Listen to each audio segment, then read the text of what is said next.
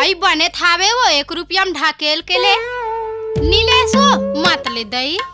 ले 1 रुपया में ढकेल के ले 1 रुपया काय बेचा था सो काय रे कैसे लगा हस 1 रुपया में ढकेल छुअन देबे छू ले रे या तो गुलगुला है वो ताजा है रे आजे लाहो तोड़ के आज तो लाहो रे पोंडा पर गए है वो नहीं है बने हैं मिठाई साग हाँ कैसे लगा है 1 रुपया में ढकेल घुसत नहीं मानस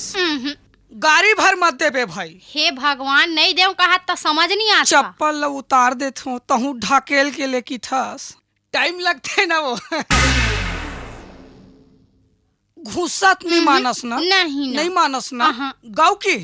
ढकेल के लेकिन देबे हाँ मैं लू हूँ लेबे ना ते देबे ले बने है टमाटर दूहू बने ढकेल के बने ढकेल के देख गुस्सा नहीं मानस अरे नहीं मानो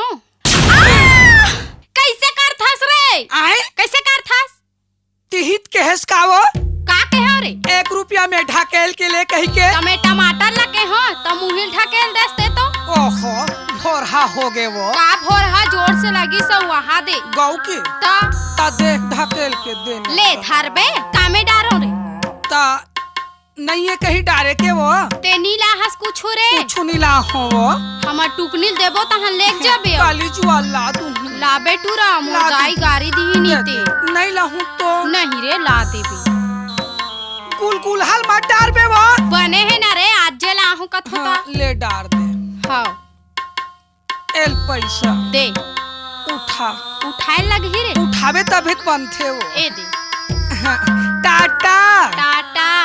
काली जुआर आउ आंगू आबे आउ उसने देबे मेरो जूस ने देथो ते ढाकेलेच के देथस काओ